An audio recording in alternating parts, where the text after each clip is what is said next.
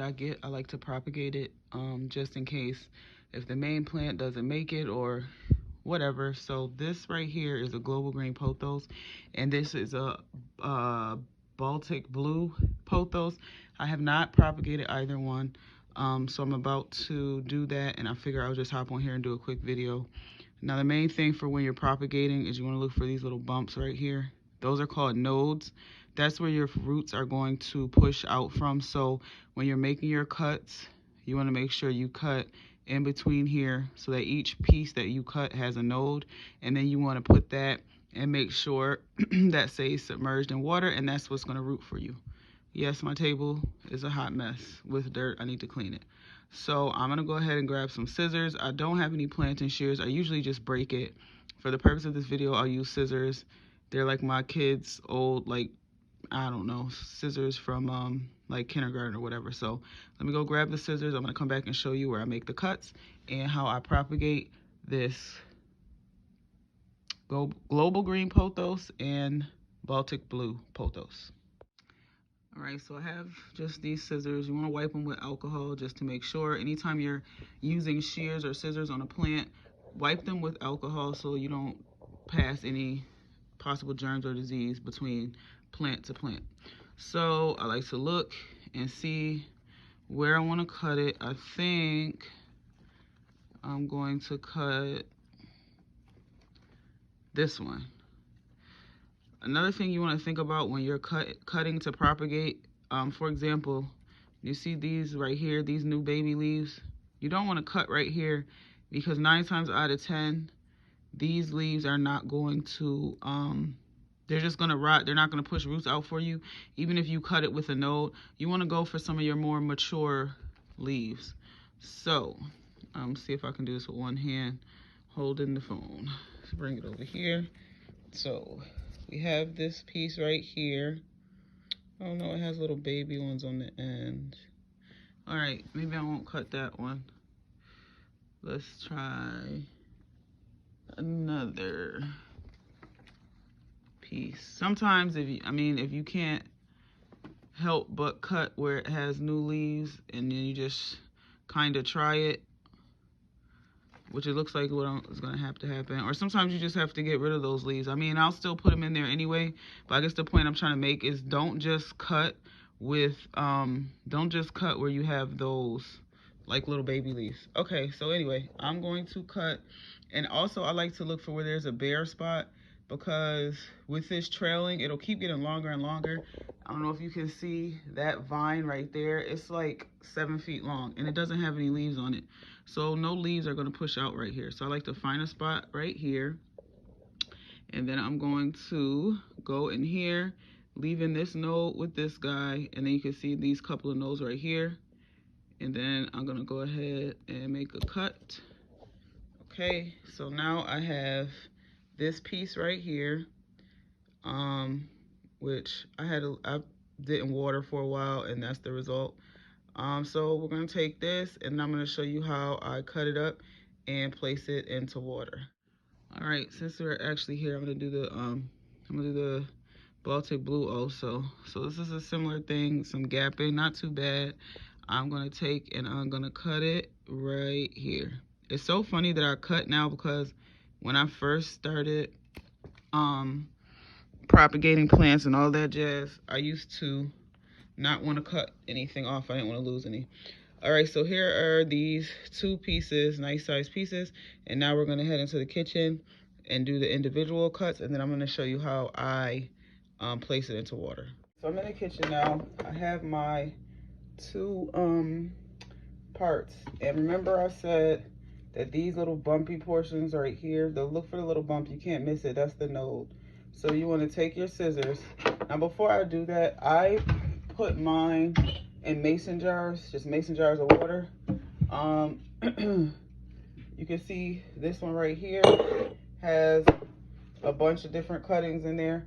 It's just easy and simple, and that's what I do.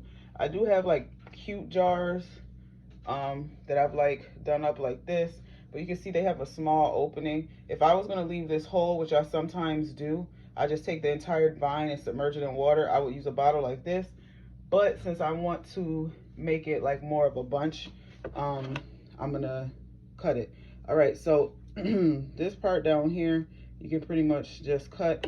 If you wanted to try to propagate stem, I can try to do another video on that. I don't do it much because it takes more effort and work, but you can put it in like wet sphagnum moss. So I'm gonna cut that part off right there. So that leaves me with this. I'm gonna break, break this leaf off, excuse me, because that's dead anyway. So now I'm gonna come here in between these two leaves right here, in between these two nodes, and I'm gonna snip it right here. Now, this piece, you don't need to leave this long like this, because in my experience, this part is just really gonna rot. So trim that like that, and then you just want a little piece like this. So now you have one cutting. So I'm gonna go in here again, I'm gonna do the same thing. Find my little node right there, come in the middle over top of it. Now I have that. Now remember when I said these little new ones right here, they may or they may not hang in there. So I'm not gonna cut these too much. They do have a node right here. I'm just gonna trim some of this lower stem off right there. Okay, so now I have these individual cuttings right here that I'm gonna submerge in the water. So now I'm gonna take this one right here and I'm gonna do the same thing. I do like single vines, so I'm always tempted to just leave it in one like this. I did that with a pothos, a golden pothos, and it's so long and pretty now, and it's just a single vine.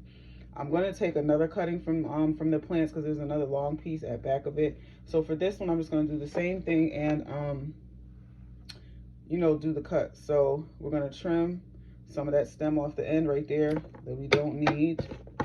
Once again, you want to come in between your leaves, find that node, and then just do a quick snip.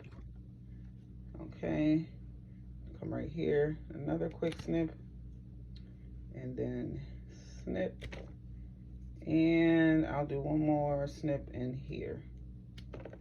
Okay. Once again, you don't need like these really long pieces. Probably just like an inch on either side is fine. So I do like to trim that off. Okay.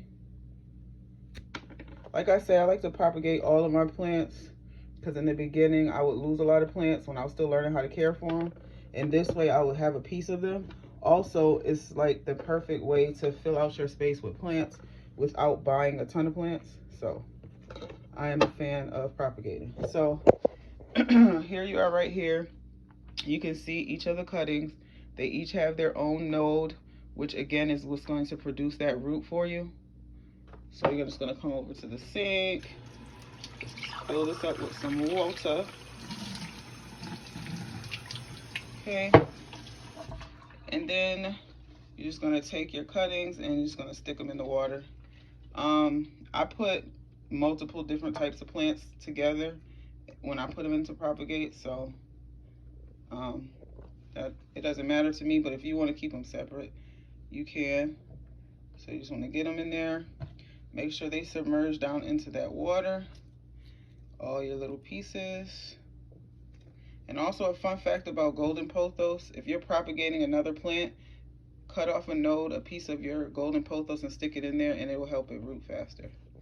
Oh, one more here, and get that stuck down in the water too. Okay, and there you go. You have a cup of fresh cuttings, and then as you can see up here where I have my other ones, I like to just place them in a sunny spot.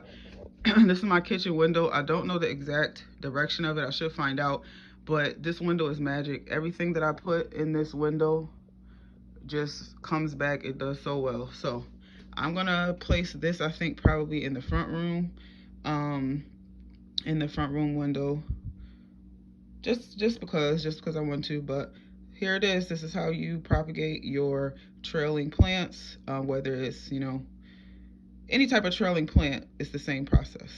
All right, thanks for watching, guys.